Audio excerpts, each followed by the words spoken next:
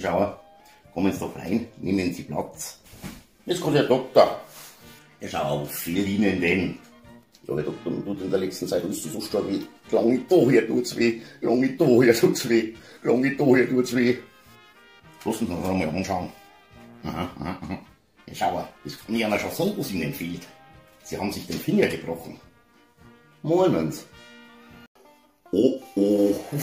Naja, wird eh schon Zeit für die arme Wahlstrip. So, nur ein kleiner Tipp von mir. Im Sommer, wenn es so richtig heiß ist, wie immer nur barfuß in die Säcke drin. Also dann. Geh, leg mir am Arsch, schon wieder. Dass der nicht zu kalt ist. Fahrzeugkontrolle. Führerschein und Fahrzeugpapiere bitte. Mal gehen. Aber wenn ihr sonst nichts zum tun habt, ja schau, dann nicht frech werden. Riecht halt Alkohol.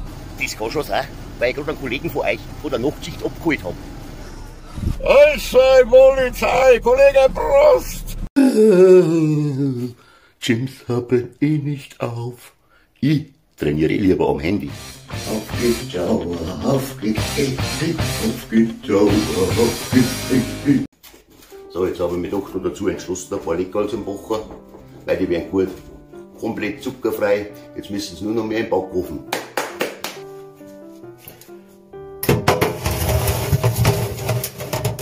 Hallo, der Teig. Ein Gedicht. Morgen! Ich bin heute schon so gespannt, was in meinem zweiten Tier drin ist. Möchtet ihr es auch sehen? Ja, Wahnsinn! Ein Leberkas-Sandwich! Ja, geil!